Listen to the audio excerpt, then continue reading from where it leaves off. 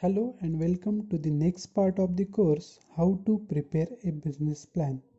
In last video, we discussed how to write executive summary and company overview. Now, let's continue to third section, that is perform your market analysis. This section is to perform an in-depth analysis of your industry, market and competitors. Whereas the first two sections were high-level overviews, this section is where you will start to get into the details. The purpose of the market analysis is to allow investors to come away feeling confident that you, the business owner, have a solid understanding of the dynamics of your industry, market, and competitors. To display this understanding, your market analysis should include the following 8 points. The first one is industry description. So give the readers a look into industry, describe how big it is, how it has grown in the past, how industry readers predict it will grow in the future, and other important trends and characteristics. Then list out the important players in your industry. The second one is target market overview. You can look at your industry as a whole. Now you will want to discuss your target market or target audience. Then the third one is target market characteristics. Who are the customers in your target market and what are their needs? Who is currently trying to serve those needs? Where is the target market located? What's the key demographic you are serving? These all the questions you should be answering as you give in-depth information on your target market. Then the next one is target market size and the growth. You should also give readers a look into how big your target market is. Then try to give as much data as possible into how your target market makes purchases in the overall industry, that is, how many, how often, and at what time of the year. Once you have looked into the current state of your target market, give a sense of projected growth of your market. You can refer the SBS guidelines for more information on how to conduct market research to get these numbers. The fifth one is your market share potential, in which you have to find what your target market looks like without you and with you. So, how much market share do you expect to given in your targeted geographic area?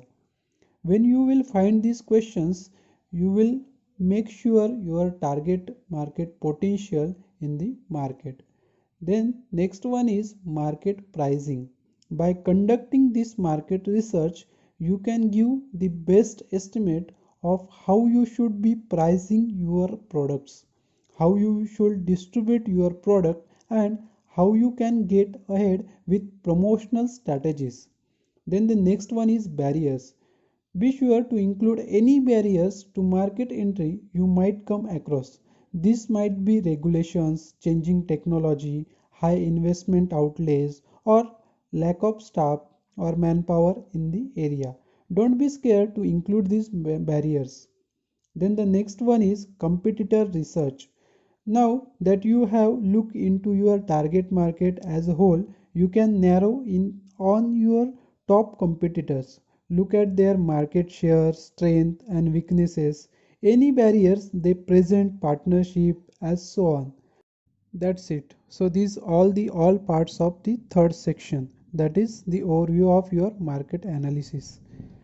Due to the data, research and amount of information involved in this section, when you are learning how to prepare a business plan, this section may very well take the longest. However, as a crucial piece to your overall business plan, you will want to be sure it contains all the necessary details.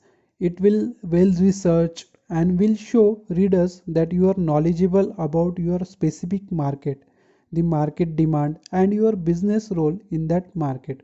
So I guess you understand which information should be added in third section, that is market analysis. So What's the next step to prepare the business plan? It is define your business's organization, the fourth section of business plan.